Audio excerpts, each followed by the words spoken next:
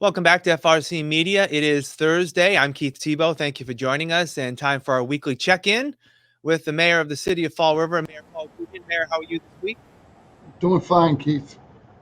A couple things on the agenda this week. First, the great excitement last week of the opening of the new BMC Durfee High School has not come forward without some pickup. There's been some traffic issues in that area since the school opened last week.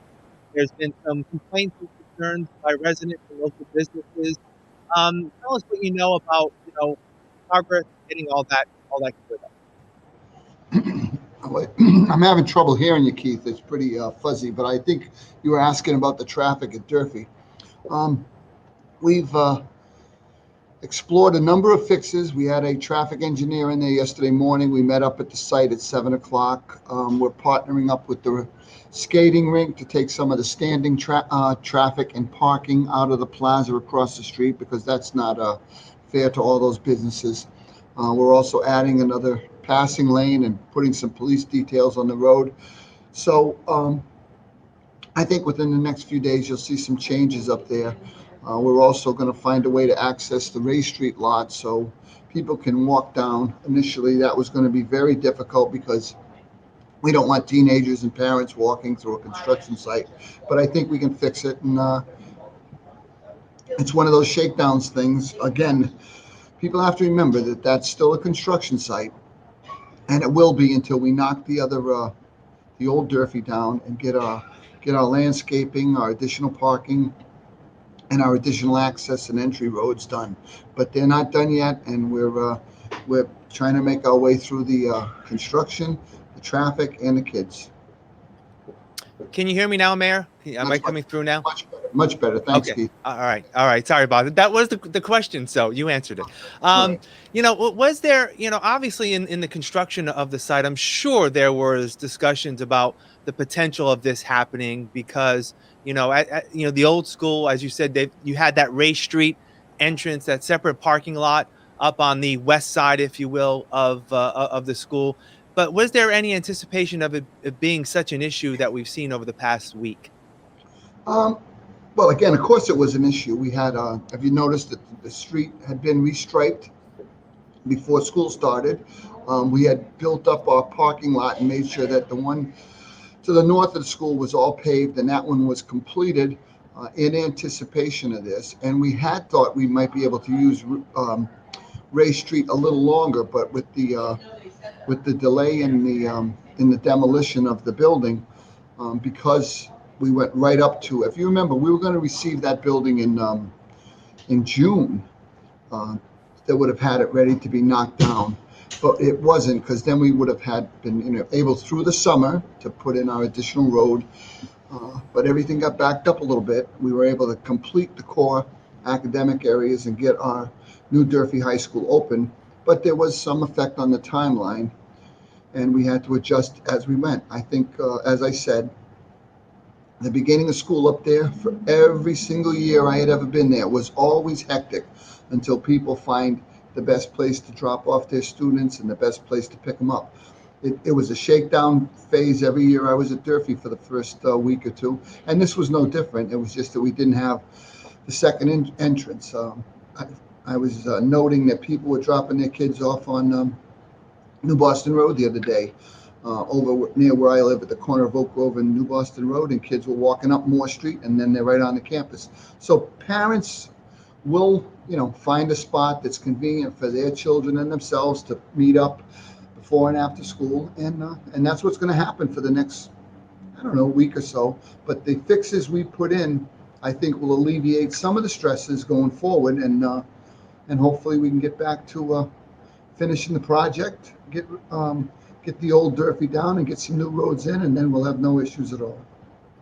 I'm sorry if you already answered this. I was trying to fix our audio issues, but when all this is said and done, when the old building is demolished, is there going to be another way to access the school from, around that Ray Street area, around, western part of the campus? Yeah, I think the extension will go right to Weedemo Street, which will then allow a clear sail out. It's going to go what would be between the library And the back of the football field now, there's going to be a road there, and there's also going to be an additional road that loops around, I think, almost the outside of the baseball fields. I was looking at the plans the other day, so I'm not sure where the second one goes, but I did see one that will give access to Weedamo, so parents know that their kids can go straight into the building or straight into the grounds from that side. Yeah. All right. And I'm sure we'll be following this as we go along. Second issue I want to bring up this week is there was a report in the Herald News this week about another issue involving the police department. Chief Cardoza received a tip from a resident concerning some information and material that may have belonged to the police department from an officer there.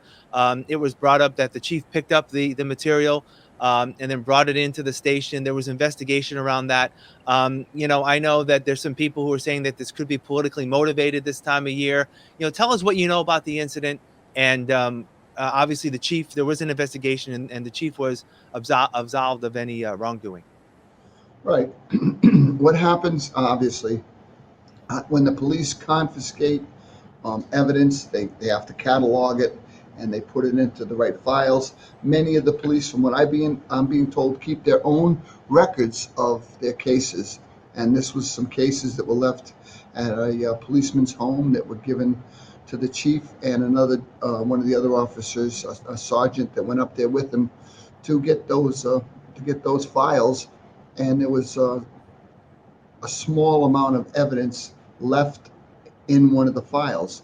Um, when it got back to the station, it was noted and cataloged, and that's where that ended up. It was unfortunate that the during the initial arrest, that evidence was not put in its proper place, but they found it, they cataloged it, and they knew exactly where it was from. Going forward, I mean, that was nothing to me, because I do believe that there are sometimes mistakes made by everybody in the country, and that the little bit of evidence we're talking about, I obviously asked him if there was any kind of quantity. Are we talking about something substantial here? And he said absolutely not. So it was a mistake. It's been rectified.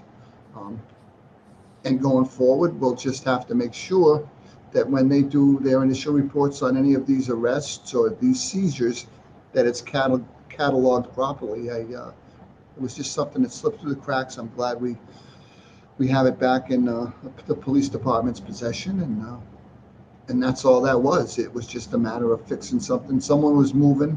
They had a box. They didn't want to leave it in their house, and they called the police, and it was taken care of. Yeah.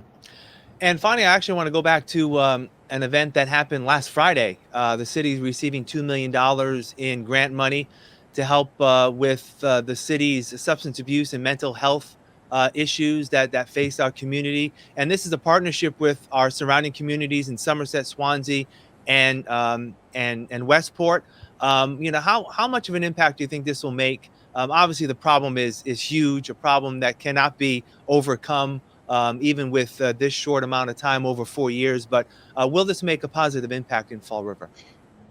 Oh, absolutely, it'll make a positive impact. I think one of the key components of this is our partnership with Star and also the street workers. If we can get people to meet people where they are and ask them what they need for supports, what we can do to help them, and what we can do to get them into some kind of a treatment program, that's what we need to do. I mean, this is a devastating illness. It's wiped out a number of people, and everyone is one too many. So we have to make sure that we get people treatment where they are.